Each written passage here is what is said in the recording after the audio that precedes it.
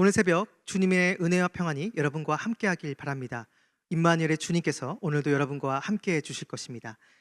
오늘 새벽 우리에게 주시는 하나님의 말씀은 누가복음 18장 35절부터 39절까지 말씀입니다.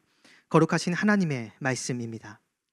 여리고에 가까이 가셨을 때 한 맹인이 길가에 앉아 구걸하다가 무리가 지나감을 듣고 이 무슨 일이냐고 물은데 그들이 나사렛 예수께서 지나가신다 하니 맹인이 외쳐 이르되 다윗의 자손 예수여 나를 불쌍히 여기소서 하거늘 앞서가는 자들이 그를 꾸짖어 잠잠하라 하되 그가 더욱 크게 소리질러 다윗의 자손이여 나를 불쌍히 여기소서 하는지라. 아멘. 세계사에 존재한 대제국 중에서 신약 성경과 연결되는 대제국은 바로 로마 제국입니다. 이 로마 제국이 갖고 있는 역사적 의의에 대한 여러 상징적 표현이 있는데요, 그 중에 대표적인 것이 모든 길은 로마로 통한다는 말이 있습니다. 이것은 17세기 프랑스 시인이었던 라 퐁테뉴라는 사람이 처음 쓴 말로 로마의 군사력이 바로 로마의 길과 떼어놓을 수 없는 관계임을 말해주는 것입니다. 실제로 당시 로마 제국은 지금의 미국에 비해 그 면적이 9분의 7에 불과하지만 도로망의 연장 길이는 지금의 미국과 거의 동일하다고 합니다. 이러한 엄청난 도로망을 통해서 로마 제국은 지방의 속초들을 효율적으로 관리하고 지배할 수 있었던 것이죠. 물론 이 모든 길은 로마의 군사력을 위했던 것이고 하나의 길이 만들어지기까지 폭력과 착취가 난무했을 것입니다. 그렇기에 로마의 길은 로마의 제국의 힘을 보여줌과 동시에 이방 민족에 대한 폭력과 착취, 억압의 흔적이 담긴 길이라 할 수 있습니다. 피와 눈물의 길이라는 것이죠. 그런데 신약 성경을 보면 바로 이 로마의 길을 따라 생명을 선포한 사람이 등장합니다. 그 사람은 바로 사도 바울입니다. 바울의 선교 모습을 보면 굉장히 전략적입니다. 대도시를 중심으로 사람들이 많이 모이는 곳을 중심으로 집중적으로 하나님의 복음을 선포했습니다. 당연히 그 과정에 바울은 로마가 만든 길을 이용합니다. 그 길을 따라 로마의 도시 곳곳을 다니면서 하나님 나라의 복음, 바로 생명이신 예수 그리스도를 선포했습니다. 영혼을 살리며 사람을 살리는 복음을 선포한 것이죠.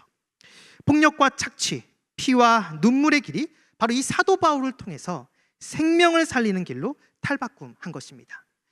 바울이 가는 곳곳마다, 그리고 생명의 복음이 선포되는 곳곳마다 죽음과 눈물의 길은 생명과 소망의 길로 바뀌게 됩니다. 오늘 본문도 이와 비슷한 내용이 등장합니다. 예수님께서 이제 십자가를 지시기 위해 예루살렘으로 가십니다. 그 도중에 오늘 본문을 보면 예수님이 가신 곳이 바로 여리고라는 도시입니다. 이 여리고라는 도시에서 예수님은 맹인을 고치십니다. 그리고 뒤에 나오지만 모든 사람이 죄인으로 손가락질하는 바로 세리장 삭개오에게 구원을 선포하십니다.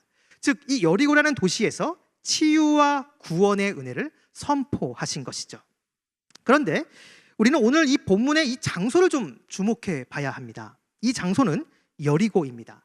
성경에서 여리고가 처음 등장하는 곳은 바로 여호수아 6장입니다. 가나안 정복을 하면서 이스라엘 민족이 처음으로 만난 성읍이 바로 이 여리고성이었죠. 하나님의 도움으로 바로 이 여리고성을 정복합니다. 그리고 난 다음 여호수아가 한 가지 선포를 하는데요, 바로 그 내용이 여호수아 6장 26절에 나옵니다. 여호수아가 그때 맹세하게 하여 이르되 누구든지 일어나서 이 여리고성을 건축하는 자는 여호와 앞에서 저주를 받을 것이라. 그 기초를 쌓을 때에 그의 맏아들을 잃을 것이요 그 문을 세울 때에 그의 막내 아들을 잃으리라 하였더라. 여리고성을 점령하고 그 성을 다시 세우는 사람에게 하나님의 저주가 있을 것이다 라고 선언합니다. 이 말은 바로 이 여리고라는 이 땅에 하나님의 저주가 임한다라는 선포인 것이죠. 실제로 구약 성경 안에 이 예언이, 이 저주가 성취가 됐는데요, 열왕기상 16장 34절을 보면 그 시대에 베델 사람 히엘이 여리고를 건축하였는데 그가 그 터를 쌓을 때에 맏아들 아비람을 잃었고 그 성문을 세울 때에 막내 아들 수굽을 잃었으니 여호와께서 눈의 아들 여호수아를 통하여 하신 말씀과 같이 되었더라. 여호수아의 선포대로 히엘이라는 사람에게 하나님의 저주가 임하게 된 것입니다. 그의 맏아들, 그의 막내 아들이 죽는 비극을 맞게 되죠. 그렇기에 여리고라는 이 도시는 저주가 임한 도시, 죽음의 도시가 됩니다. 물론 그 이후에 열왕기하 2장 19절 그 이하를 보면 엘리사가 여리고성 이 도시의 물을 고치는 내용이 나옵니다. 하지만 이것으로 완전히 여리고성의 저주를 해결했다고 볼 수가 없습니다. 자, 이런 상황에서 시간이 흘러 바로 오늘 본문의 사건이 벌어지게 된 것이죠.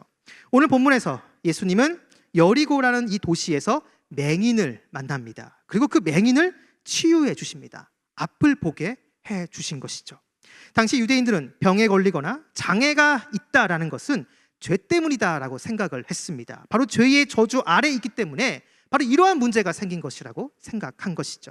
그렇기에 맹인이나 장애가 있는 사람들, 병에 걸린 사람들과 상종하지 않았습니다. 왜냐하면 이들은 죄를 진 사람, 쉽게 얘기하면 죄의 저주 아래에 있는 사람이라고 생각했기 때문입니다. 어찌 보면 오늘 본문에 나오는 이 맹인은 여리고라는 도시의 영적 상태를 보여주는 것이라 할 수 있습니다. 구약에서부터 내려온 하나님의 저주를 받은 도시, 그래서 하나님의 심판이 임한 도시, 그래서 맹인처럼 하나님을 보고 싶어도 볼 수 없는 하나님과 상관없는 모습을 보여주는 것이라 할 수 있죠. 그런데 예수님께서 바로 이 맹인을 치유해 주십니다. 회복시켜 주신 것이죠. 이것은 어찌 보면 구약에서 저주받은 이 여리고라는 도시를 회복시키는 사건으로 볼 수가 있습니다. 뒤에 나오는 삭개오에게 구원을 선포하는 그 사건 역시도 같은 맥락으로 볼 수가 있습니다. 저주받은 도시를 예수님께서 찾아가심으로 치유와 구원의 도시로 탈바꿔 놓으신 것, 바꿔 놓으신 것, 바로 이것이 예수님 사역의 핵심입니다. 죄의 저주, 하나님의 심판의 저주 아래에 있는 사람들이 있는 곳에 찾아가셔서 하나님 나라의 복음을 선포함으로 그들에게 자유와 해방, 생명을 선사하신 것이죠. 그래서 죄와 저주의 사슬을 끊고 생명과 구원의 도시로 탈바꿈시켜 놓으신 것입니다. 바로 이러한 회복이 예수님 사역의 핵심인 것이죠. 마찬가지로 주님으로부터 이러한 은혜를 경험한 우리들 역시도 동일하게 우리 주변에 있는 사람들에게 생명의 복음을 선포해야 됩니다. 설교 서두에 사도 바울의 예를 든 것처럼 폭력과 착취의 길을 복음과 생명의 길로 바꿔놓은 것처럼 하나님과 상관없이 살아가는 사람들에게 진정한 가치가 무엇인지, 진정한 소망이 무엇인지를 알게 해주는 것, 그래서 그것을 회복시키는 사명이 바로 우리들에게 있다라는 것이죠. 물론 이러한 능력이 애초부터 우리 안에 있지 않습니다. 그렇기에 우리는 하나님 앞에 나아가 엎드려 하나님의 은혜와 하나님의 자비를 구해야 합니다. 역설적이게도 오늘 본문에 나오는 맹인의 자세가 우리들에게도 필요합니다. 38절과 39절을 보시면 맹인은 예수님께 이렇게 외칩니다. 나를 불쌍히 여기소서. 아멘. 자신의 부족함과 연약함을 살펴달라는 것이죠. 주님의 도움 없이는 어떤 것도 할 수 없는 절박한 외침입니다. 바로 이러한 외침, 이러한 절박한 외침이 있었을 때 맹인은 주님의 도우심을 받게 됩니다. 마찬가지로 하나님의 은혜를 구하는 간절한 자세와 고백이 있을 때 우리 역시도 하나님의 도우심을 받게 됩니다. 주님이 주신 사명뿐 아니라 우리의 일상의 삶을 살아가는 그 모든 상황에서도 하나님의 은혜와 붙잡아 주심이 없이는 한순간도 살아갈 수 없다는 그 간절한 마음이 있을 때 하늘로부터 하나님의 은혜가 임하게 된다라는 것이죠. 마틴 루터는 자신이 남긴 유언에서 마지막에 이렇게 말합니다. 우리는 거지다. 이것은 사실이다. 우리는 하나님의 은혜를 매일매일 구해야 하는 부족한 존재라는 것입니다. 하나님이 도와주시지 않으면 살아갈 수 없는 그러한 존재, 하나님께 손을 벌릴 수밖에 없는 그러한 존재라는 것이죠. 하지만 우리가 주님 앞에 나아가 하나님께 구하면 하나님은 무엇이든지 넘치게 채워주십니다. 바로 이러한 하나님의 은혜로 우리는 주님께서 주신 사명과 우리의 일상의 삶을 영위해 나갈 수 있는 것이죠. 바라기는 여러분 모두가 오늘 이 말씀을 기억하시면서 주님의 생명과 회복의 복음을 이 세상에 흘러보내게 하는 주님의 통로로 쓰임받게 되길 바랍니다. 주님께 기도하고 주님께 구하면 주님께서 채워주십니다. 그리고 주님의 그 능력의 손으로 우리를 붙들어 주십니다. 바로 이러한 은혜 안에서 오늘도 주님께서 주신 그 사명의 자리와 그리고 우리의 일상의 삶에서 승리하는 저와 여러분 우리 모두가 되기를 주님의 이름으로 축원합니다. 기도하겠습니다.